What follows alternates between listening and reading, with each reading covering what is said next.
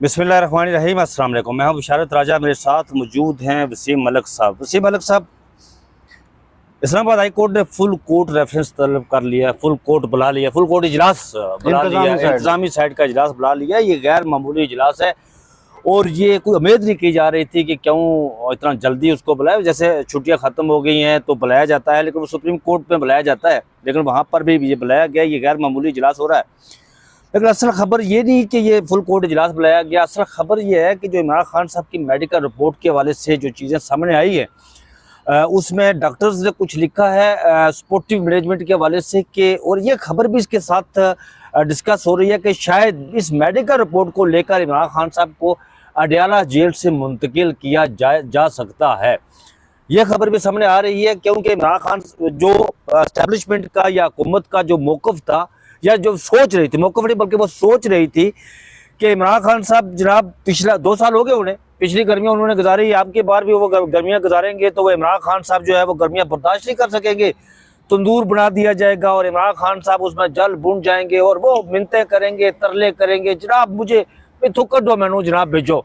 लेकिन वो इमरान खान साहब ने उसको गलत साबित कर दिखाया और अब कोई नई चीज़ें सामने आई हैं।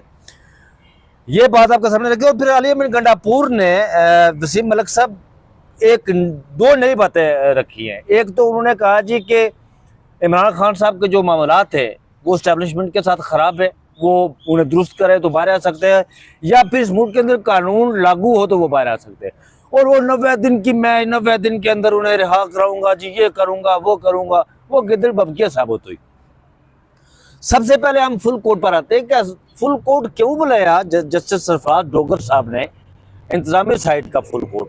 इसके पीछे कहानी क्या है असल में? अच्छा देखिए, गैर मामूली जैसे आपने कहा ना, वो ज़रूर है और उसकी एक वजह है। जब हम देखते हैं ना कि इस्लामाबाद हाई कोर्ट में माजी में फुल कोर्ट कब हुआ था, तो अब मुझे एग्जैक्टली वो डेट याद नहीं, अगर आप मेरी तस्दीक कर देंगे तो ये गालबन 2023 के अख्ताम या 2024 के आगाज़ में था जी। तो जब आपको याद है कि इस्लामाबाद हाई कोर्ट में मुदाखलत हो रही थी खुफिया एजेंसियों की जानिब से, बुलाया था आमिर फारूक साहब ने, और तब एक इजलास होता है और उसमें यही एजेंडा रखा जाता है कि जी अदलिया में मुदाखलत हो रही है। और उसमें आमिर फारूक साहब ये यकीन दहानी कराते हैं कि जी मैं कंसर्न क्वार्टर से रब्ता करूंगा और अब आपके काम में मुदाखलत नहीं होगी। हालांकि मौसूफ पूरे सहूलतकार थे। मामला टेरियन वाइट केस से शुरू हुआ था और उसमें बाकी 2 जजेस फैसला लिख चुके थे, ये मौसूफ फैसला इन्हें लिख के दे रहे थे। फिर इन्होंने ही कहा कि अगर फलां जज को मैनेज कर लोगे तो फिर वो मेरे हक में आ जाएगा, तो मैं फैसला तुम्हारी तरह। इमरान खान साहब को हाई कोर्ट के दूध से गिरफ्तार करवाने में भी सहूलतकारी की, हर मामले में सहूलतकारी की। तो बहरहाल एक इजलास तब हुआ था, अब एक इजलास हो रहा है। अब सूरत हाल यकसर मुख्तलिफ इसलिए है कि एक ऐसा चीफ जस्टिस है जो कि 15वें नंबर से या 14वें नंबर से लाकर मुसल्लत किया गया है। एक ऐसा चीफ जस्टिस है कि मतलब आप सिर्फ थोड़ा सा, अगर ठीक है यार एक काबिल बंदा ही आप ला के बिठा देते तो शायद जस्टिस बाबर सत्तार को मसला ना होता। ठीक है, उनका एक असूली मौक़िफ़ है कि हमारी हाई कोर्ट से चीफ जस्टिस होगा, बाहर से नहीं लाएंगे आप। और फिर वो मामला जुड़ता ISI के ऑपरेटिव्स की मुदाखलत तक को बिठा देते। कोई आप अगर उन्हें भी काबिल समझते हैं तो ये आपके कहके में उसका जवाब है, मज़ीद कुछ नहीं कहता। शुजात साहब भी थे। बाकी नजवी साहब तो इतने काबिल हैं कि जस्टिस अमीनुद्दीन खान जो बनी नो इंसानी तारीख के एक अजीम तरीन जज हैं, वो पहले जब उन्हें उस वक्त लाहौर हाई कोर्ट का चीफ जस्टिस लगाना होता था तो उन्होंने जुडिशल कमीशन में बैठ के कहा था कि करप्शन के भी इल्ज़ामात हैं, इनका जो स्टेटस है वकला में और जुडिशरी में वो भी कोई दुरुस्त नहीं है, लिहाजा इन्हें chief justice Lahore high court ना लगाया जाए, आलिया नीलम साहब को लगा लिया जाए। शुजात साहब का भी यही था। लेकिन फिर वही जस्टिस अमीनुद्दीन खान साहब उसी मुंह के साथ उसी जुडिशल कमीशन में बैठ के 26वीं तरमीम के बाद वही जस्टिस अली बाकर नजवी साहब को ना सिर्फ सुप्रीम कोर्ट में लाते हैं, उनके वोट से आए हैं ना नजवी साहब, और अगले दिन अभी उनका हल्फ नहीं होता, मौसूफ बैठकर उन्हें आईनी बेंच में शामिल करने के लिए जुडिशल कमीशन को सिफारिश भेज देते हैं। बिल्कुल। तो ये तो इस मुल्क की हकीकत है। बहरहाल अब ये इजलास इसलिए भी गैर मामूली है कि हम जब स्ट्रेंथ देखते हैं ना, यहाँ पे अभी हम जुल्कनैन साहब से भी गुफ्तगू में कर रहा था तो उन्होंने कहा कि जी एजेंडा जो होता है ना वो तय करता है चीफ जस्टिस, और चीफ जस्टिस एजेंडे से अलग कोई बात करनी होती है तो वो चीफ जस्टिस की मर्जी से होती है। चीफ जस्टिस की मर्जी के बगैर आप कुछ नहीं कर सकते। अब जो इस वक्त इस्लामाबाद हाई कोर्ट की सूरत हाल है ना, ये इस्लामाबाद हाई कोर्ट की तारीख में नहीं थी। किसी जज को सिंगल बेंच नहीं दिया जा रहा। ये लोहा पगलाई पलाई दीवारों के अंदर कमरा वहां होगा। हाँ मतलब लोहा पे पिघलाई, आपने दुरुस्त कहा। तो ना तो किसी जज को, जस्टिस बाबर सत्तार और जस्टिस सरदार एजाज इसाक, ये निजाम आज भी उनके हाथ पांव बांध के भी ना उनके सामने मुर्गा बन के खड़ा है, खौफ का शिकार है। सिंगल बेंच देना छोड़ गया। जस्टिस मोहसिन अख्तर ज्ञानी को डिवीजन बेंच नहीं दे रहे। उनके जेरे इल्तवा मुकदमात जो कि सैकड़ों की तादाद में थे वो उठाते हैं और दूसरी जानिब दे देते हैं, पता ही नहीं चलता। अमीन इनाम मिन्हाज साहब बैठे हैं और वो मौजूदा निजाम को मुकम्मल सहूलतकारी वो भी फरमा रहे हैं। अच्छा राजा, मैं आपकी बात थोड़ा सा, राजा इनाम अमीन मिन्हाज साहब का जस्टिस है।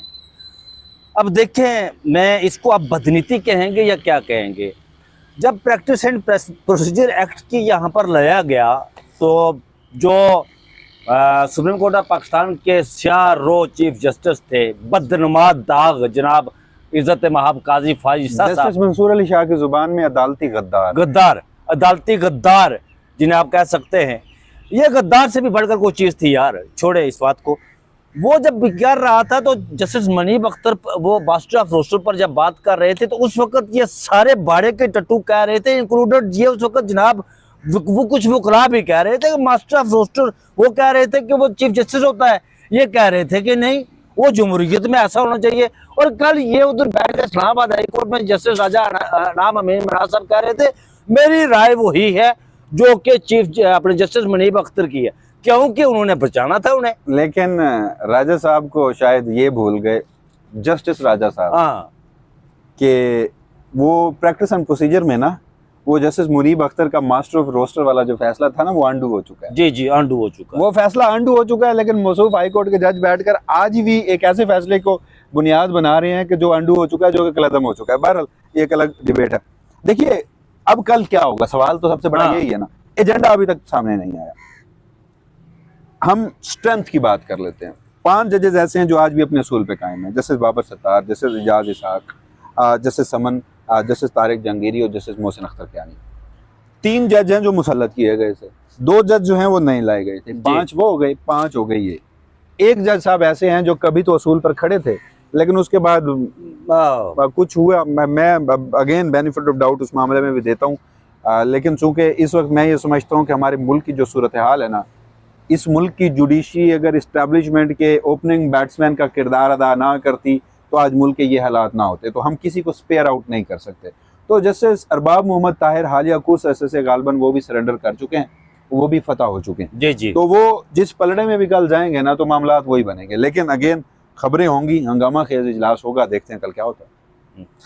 अच्छा वसीम मलिक साहब, बात अदलिया की हो रही है। अगली खबर पर आने से पहले हमारे आज अमामुल काजियान जनाब काजी यहिया खान साहब ने फरमाया है कि किसी को भी इजाज़त नहीं दी जाएगी कि किसी भी अदालत की बेहरुमती की जाए, और जो इजाज़त के बगैर अंदर घुस के आर बेहरुमती करे उसके बारे में कुछ नहीं फरमाया जनाब।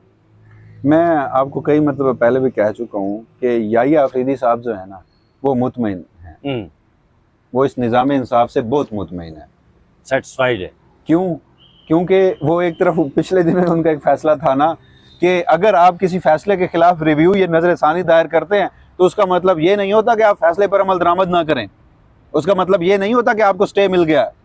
मखसूस नशीस्तों के साथ क्या हुआ था, मखसूस ने पूरी सहूलतकारी फरमाई ना, पूरी सहूलतकारी। तो आप इनको यूं तो पोर्ट्रे कर सकते हैं, लोगों को बता सकते हैं कि पहले इस अदालत से फैसले आते थे, अब लतीफे सामने आते हैं रोज। ये लतीफा सुनाया उन्होंने जो आप किसी दिन बैठे, आप जरा प्रेस रिलीजेस तो काउंट करें। वो रोजाना यार एक दिन मैं बैठा, मैं थक गया, प्रेस रिलीजेस खत्म नहीं हुई। आप उनके प्रेस रिलीजेस को जो जनाब याहिया खान साहब ने दी है, और फिर आप उनके सुप्रीम कोर्ट की वेबसाइट पर जाकर उनके जो अब तक के रजिस्टर जो अप्रूव्ड जजमेंट्स हैं ना जो वेबसाइट पर जारी हुई हैं वो देखें, गालबन वो आपको 4-5 मिलेंगी और इधर जो हिंसा है वो सैकड़े से बढ़ जाएगी। ज़ाहिर है वो मौसूफ फरमा रहे हैं, आपकी बात दुरुस्त है कि वो सेटिस्फाइड हैं। अगला लफ्ज़ मैं इस्तेमाल करना चाहता हूँ। बहरहाल आगे बढ़ते हैं। वसीम मलिक साहब, इमरान खान साहब को गिरफ्तार हुए 2 साल से ज़ायद का अर्सा हो चुका है। कहा यह जा रहा था कि इमरान खान साहब जब गिरफ्तार होंगे, जेल में डाले जाएंगे तो दूसरे दिन ये भाग या भीख मांगेंगे और कहेंगे कि मुझे नवाज शरीफ की तरह बाहर जाने दिया जाए, मैं इस सारा कुछ करूँगा। लेकिन इमरान खान साहब ने हर उस चीज़ को गलत साबित किया। पिछली गर्मियां गुजरी तो ये ख्याल था कि ये अगस्त में हमने इन्हें गिरफ्तार किया है तो 7 सितंबर हो गया जी, तो ये बस मौसम ऐसा ही हो गया। और उन्होंने कहा नहीं, इसे और अंदर रखते हैं कि आपके बाद जून जुलाई गुजरेगा तो खान साहब जब उसका कमरा तंदूर बनेगा, पंखा भी बंद किया गया था खान साहब के कमरे का, बिजली भी बंद की गई थी, सारा कुछ बंद किया गया था, हर चीज़ बंद करके देखा गया कि उन्होंने कहा कि अब खान गिड़गिड़ाएगा, पाँव में गिरेगा, मिन्नतें करेगा, सब कुछ करेगा, लेकिन उसने एस्टेब्लिशमेंट और उनके मोरू को गलत साबित किया है इमरान खान साहब ने। 26 अगस्त को गिड़गिड़ाया तो है, उसने मिन्नतें तो की हैं, उसने माफी तो मांगी है, उसकी एक्स पोस्ट पढ़ लें आप। 26 अगस्त को इसे पढ़कर क्या हो सकता है? देखिए, खान साहब ने माफी मांगी है। जहां तक आप उनकी मेडिकल रिपोर्ट्स का हवाला दे रहे हैं, ये भी पाकिस्तानी सियासत में पहली मर्तबा हुआ है। यानी अगर हम उस मेडिकल रिपोर्ट को पहले पढ़ें, ये सरकारी मेडिकल रिपोर्ट है जिसमें हुकूमती डॉक्टर्स हैं, और ये आज तक इमरान खान के अडयाला जेल में जितने चेकअप हुए हैं उसकी सारी तफसीलात हैं। मौजूदा सूरत हाल में इमरान खान साहब को जो 2 तकालीफ बताई गई हैं कि उनके दांत में दर्द होता है और उनके कान में कुछ आवाज़ें, जैसे वो कुछ ऐसी आवाज़ें उन्हें सुनाई देती हैं, और दूसरा उनके कंधे में गालबन कोई पेन था, एक आध मरतबा उनका पाँव सूजा है। ये वो छोटी छोटी चीज़ें जो हैं वो आज तफसीली उसमें डिटेल्स में लिखी हुई है रिपोर्ट में। हाँ, और उसमें ये लिखा हुआ है कि सपोर्टिव मैनेजमेंट की ज़रूरत है और बाकी दीगर चीज़ें, और साथ ये भी कहा गया कि जो जो दवाएं उनकी रिक्वायर्ड थी वो हमने अडयाला जेल की जो फार्मेसी है वहाँ से उन्हें मुहैया कर दी। और एक आध मामले में इमरान खान गालबन सीने में कोई दर्द की शिकायत कर रहे थे तो डॉक्टर्स ने कहा कि अपनी जो उनकी डाइट है उसको वो बेहतर करें। तो ये सारी चीज़ें हैं। अब आप मुझे एक बात बताएं, जहाँ आप ये कह रहे हैं ना कि जी कहीं अडयाला जेल से बाहर उन्हें शिफ्ट किया जा सकता है, ये खबरें भी आ रही हैं ना, मुझे एक बात बताएं। पहली बात तो ये कि आप छोड़ दें कि ये इमरान खान है, भूल जाएं। जब आप सोचते हैं ना कि ये इमरान खान है, फिर ये जेल से अस्पताल जाना, फिर ये कमर की तकलीफ होना, फिर ये दीगर तकलीफ होना, जो माजी का एक हमारा पूरा एक पॉलिटिकल पैटर्न है ना, तो वो तो आपको समझ आता है इमरान नहीं करेगा। लेकिन आप एक लम्हे के लिए भूल जाएं कि वो इमरान खान है। क्या दांत की तकलीफ या कानों के दर्द की वजह से वो अडयाला जेल से बाहर कहीं शिफ्ट होगा? नहीं होगा। लेकिन जब आप सोचेंगे कि इमरान खान है, यार ये जो आज चीजें हैं ना, ये कभी आपने इमरान खान की फैमिली के मुंह से सुनी है? हाँ, वो कहते हैं क़यादत तन्हाई में रखा गया है, हाँ वो कहते हैं कि जेल मैनुअल को वायलेट किया गया है, हाँ वो कहते हैं कि इमरान खान को मेंटली टॉर्चर करने की कोशिश की जा रही है। ये फैमिली इस हद तक कहती है। इमरान खान के एक्स अकाउंट पे जाएं और कभी देखें, पढ़ें, हमेशा उस शख्स ने पोस्ट लिखी ना जी, जहां वो शख्स, अच्छा उसको ये भी पता है कि आज मैं ताकतवरों के खिलाफ बोल रहा हूं, शाम को ही मुझ पे सख्तियों का जो पहाड़ गिराया जाएगा, लेकिन वो फिर भी बोलता है, वो बाज नहीं आता। जब जब उसे मौका मिला है उसने चोट पहुंचाई है अपने मुखालिफिन को। शेर को पिंजरे में बंद कर देना वसीम मलिक साहब, शेर जो इसके दांत होते हैं, मैं वो बात करता हूँ, वो हमेशा शेर ही रहता है, पिंजरे में बंद करे। ये सर्कस का शेर नवाज शरीफ की बात नहीं मैं कर रहा, या जरदारी की बात नहीं कर रहा जी। अच्छा, तो अब जो मैं गुफ्तगू कर रहा था कि यार आप ये तो देखिए कि ये तकलीफ भी इमरान खान ने आज तक उसका गिला नहीं किया, उसका शिकवा नहीं किया, उसका इजहार नहीं किया कि मुझे ये तकलीफ है सर, बिल्कुल कोई जरा शैबा तक नहीं होने दिया। तो फिर आप 26 अगस्त वाली माफी पे इत्तफाक कीजिए, वो मांग चुका है, वो 26 अगस्त को इमरान खान साहब माफी मांग चुके। आगे बढ़ते हैं, एक खबर और अली अमीन गंडापुर पर आने से पहले ये भी सुप्रीम कोर्ट ऑफ पाकिस्तान के फुल कोर्ट के वाले से 8 सितंबर को बुलाया जा रहा है, यहाँ पर भी तो दंगल हो सकता है। देखिए चीजें डिस्कस तो जरूर होंगी। या ये आफरीदी साहब फुल कोर्ट बुलाने से हमेशा भागते थे और वो कहते थे कि जजेस के आपसी जो ताल्लुकात है ना वो खराब होते हैं। तो अब उन्हें पता नहीं इस बार क्यों ख्याल नहीं आया कि जजेस के आपसी ताल्लुकात खराब हो सकते हैं, और जहाँ जजेस बैठकर गुफ्तगू करते हैं उससे जजेस के आपसी ताल्लुकात खराब हों। हाँ, एक वक्त था कि अगर ये फुल कोर्ट हो रही होती कोर्ट पैकिंग के बाद, कोर्ट पैकिंग, सूरत हाल अक्सर मुख्तलिफ होती। अब ये फुल कोर्ट हो रही है कोर्ट पैकिंग के बाद, तो मुझे नहीं लगता इसमें कुछ बहुत बड़ा निकलेगा। लेकिन हाँ, चीज़ें डिस्कस होंगी। ऑब्वियस अभी एजेंडा हमारे सामने नहीं है, 26वीं आईनी तरमीम डिस्कस होगी। अच्छा, फिर जो यहाँ पर SROs बनाकर जजेस के ऊपर जो गैर ज़रूरी पाबंदियाँ लगा दी गई हैं उसका मामला जो है वो ज़ेरे गौर आएगा, दीगर अहम मामला जो हैं वो ज़ेरे गौर आएंगे। लेकिन कोई सरप्राइज क्योंकि वजह उसकी अगेन वही है कि कोर्ट पैकिंग हो चुकी है और 15 से 16 जजेस जो हैं जो अक्सरियत में हैं वो तो इस आइन बेंच का हिस्सा। ज़ाहिर है जस्टिस अमीनुद्दीन खान साहब भी बैठे होंगे। अच्छा, अली अमीन गंडापुर जो खैबर पख्तूनख्वा के चीफ एग्जीक्यूटिव हैं, एक तो उन्होंने ये कहा जी, वो पहले तो कहते थे कि 90 दिनों के अंदर अंदर इमरान खान साहब की रहाई को यकीनी बनाएंगे। कल उन्होंने एक नया कट्टा खोला है, पेंडोरा बॉक्स खोल दिया है, नई खबर दी है। उन्होंने कहा जी कि इस मुल्क के में कानून नाफुज होगा तो इमरान खान साहब की रिहाई होगी। ये तो हर एक बंदे को ये नई बात नहीं है यार, बंदे को पता है कि इस मुल्क में कानून नाम की कोई चीज़ नहीं है। और साथ उन्होंने ये कहा जी कि इमरान खान साहब के जो एस्टेब्लिशमेंट के साथ तल्लुकात हैं वो ख़राब हैं उनके, वो खुद ठीक करेंगे तो बाहर आएंगे। देखिए, अगर आपने उनका वो बयान संजीदा ले लिया है जो कि वो KPK से पूरे पार्लियामेंटेरियंस का काफिला लेकर उन्हें बताए बगैर मिर्ज़ा अफरीदी के लाहौर के फार्म हाउस पे पहुंच गए थे, जहां पर पहली मरतबा पंजाब पुलिस ने भी राह में रोड़े नहीं अटकाए और वहां पर महफिल थी, मौसीकी थी, खाना था, गपशप थी, एक खुशगवार समा था। और वहाँ पर अली अमीन गंडापुर साहब ने अगर कुछ कह दिया है तो अक्सर हमारे यहाँ कहते हैं ना कि यार क्या हो गया यार, की हो गया यार, उन्हें खादे पीते कुछ क्या छड़िया तो की हो गया, क्यों संजीदा लै रहे हो? तो तुसी भी अली अमीन गंडापुर साहब दे खादे पीते होई गल नूं संजीदा लै रहे हो तो बड़ी माजरत। वरना अब यहाँ पर इससे कबल भी वो इस तरह की बहुत बढ़ के मार चुके हैं।